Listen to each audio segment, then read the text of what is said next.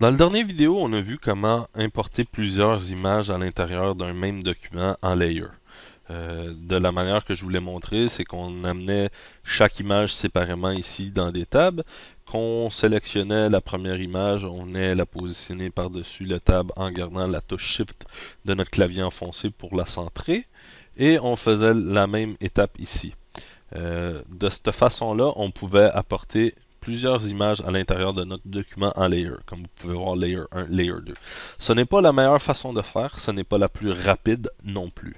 Je vais vous montrer maintenant une nouvelle façon de faire la même chose, mais qui est beaucoup mieux et plus rapide. Donc, ce que je vais faire, c'est que je vais sélectionner ici ma première image, je vais garder la touche Shift de mon clavier enfoncé et venir sélectionner la dernière.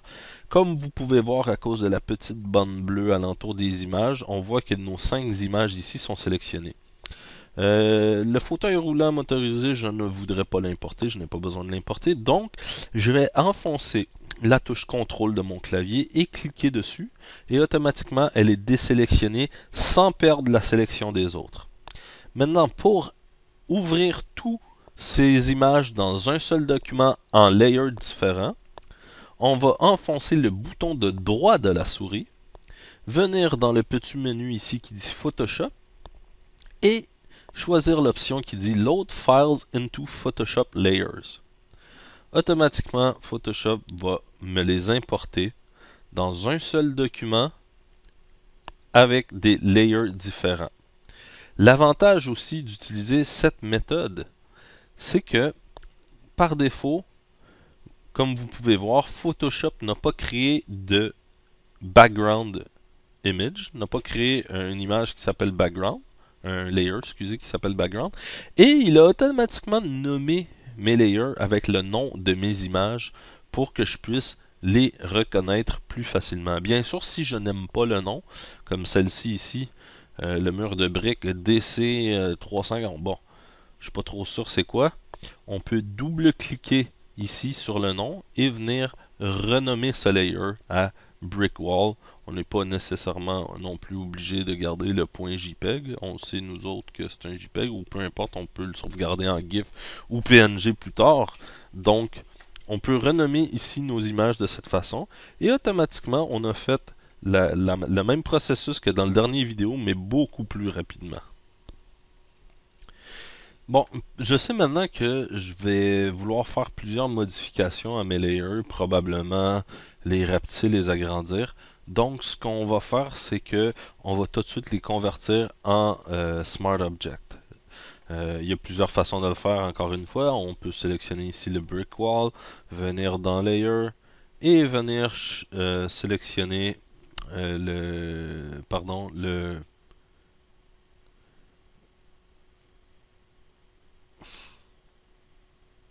Smart Object et convertir en Smart Object. Ça, c'est une des façons, mais comme vous avez pu voir, j'ai perdu beaucoup de temps à essayer de me souvenir c'était où.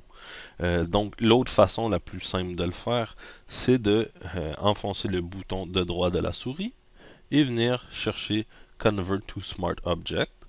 On va faire ça pour chacun de nos layers ici.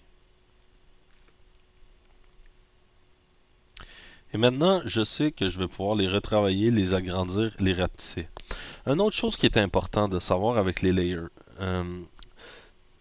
comme je vous dis, moi par défaut, j'ai l'option Auto Select Layer qui est toujours cochée. Je préfère travailler de cette façon, mais il y a beaucoup de monde qui n'aime pas travailler de cette façon.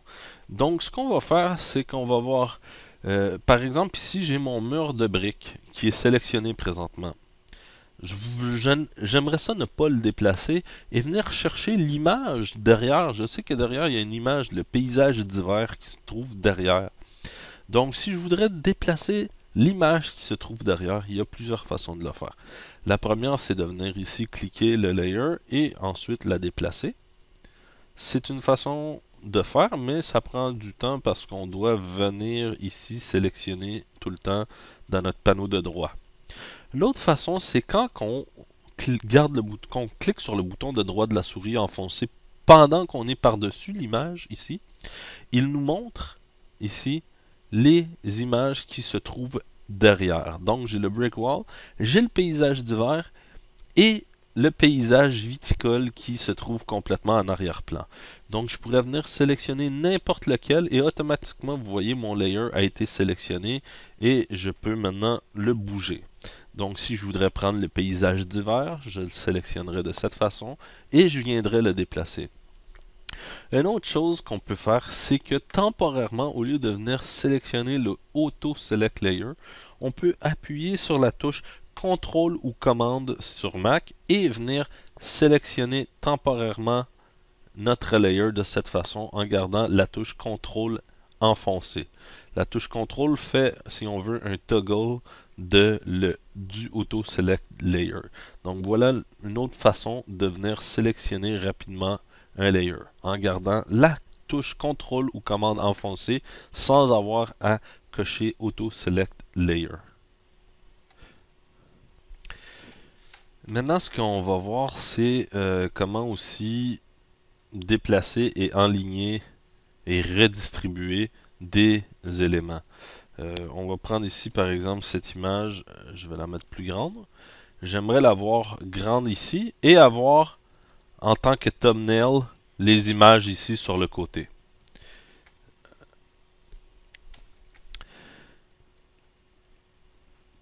On va transformer ce thumbnail pour le rapetisser un petit peu. Donc, à l'aide de CTRL-T ou Edit Free Transform, je vais sélectionner mon thumbnail. La même chose pour cette image ici. Donc, CTRL-T ou Edit Free Transform ici. Et je vais essayer de la redimensionner pour qu'elle ait à peu près la même largeur que l'autre. Ici, ça ressemble pas mal à ça, similaire. Et là, si je voudrais enligner mes deux images ici, parce que je voudrais qu'ils commencent à peu près à la même distance, je peux sélectionner mon premier layer, garder la touche Shift enfoncée et sélectionner mon deuxième. Comme vous pouvez voir, mes deux layers sont sélectionnés. C'est une façon de faire. Ou on peut venir ici sélectionner le premier, garder la touche Shift et venir sélectionner le deuxième. Et maintenant, ici dans la barre des propriétés en haut, on a les options pour enligner, qu'on pourrait dire on veut avoir le même centre ou on veut les enligner à gauche ou les enligner à droite. Là, on voit qu'ils bougent parce qu'ils n'ont pas exactement la même largeur, mais c'est pas grave. On peut aussi, si on a plus que deux images, bien sûr, si j'aurais ici, par exemple, une troisième image, un troisième thumbnail que je vais venir positionner à peu près la même largeur. Bon, maintenant je viendrai sélectionner mes trois thumbnails ici. Je peux maintenant aussi les redistribuer. Donc, dire j'aimerais qu'il y ait le même espace à partir de leur centre, ou à partir du bas, ou à partir du haut. Fait que ici, c'est le centre. On veut vraiment qu'entre chaque image, il y ait le même espace. On veut qu'ils soient tous alignés à gauche. Et ce que je veux, en fait, je vais mettre la première avec le haut ici. Je vais mettre la dernière en ligne avec le bas de mon image ici. Et là, je vais resélectionner mes trois images et redistribuer. Donc, ma deuxième image va venir se positionner avec à peu près, techniquement, le même espace. Pas à peu près, le même espace entre chaque thumbnail. Et maintenant, je vais les tasser un petit peu. On dirait qu'on est en train de créer une galerie d'images. Le background est beaucoup trop foncé ici, l'arrière-plan. Je trouve que on voit mal la démarcation de nos images. Donc lui, je vais venir descendre son opacité. Mais à cause de la transparence, on ne voit pas vraiment le résultat final que ça aurait de l'air en JPEG. Donc ce que je vais faire, je vais créer un nouveau layer que je vais venir positionner en dessous et que je vais venir remplir de blanc. Donc pour remplir de blanc, on peut faire un fill et lui dire le remplir de blanc, OK. Et maintenant, on voit mieux la transparence de mon layer ici. 47%, c'est un petit peu trop blanc. On va juste le remonter un petit peu. Et voilà, je pense qu'à 60%, c'est parfait.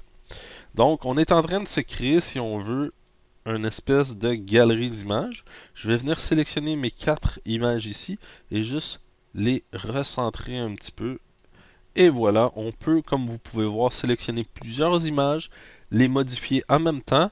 Et si je sélectionnerais les quatre, par exemple, ici en même temps, et je viendrais faire un Free Transform, je pourrais agrandir et rapetisser mes quatre images d'un seul coup en même temps. Donc c'est sûr que quand on débute avec Photoshop, c'est un petit peu plus long à comprendre, mais une fois qu'on a compris vraiment comment fonctionnent les layers, regardez, on peut faire des choses extraordinaires avec ça.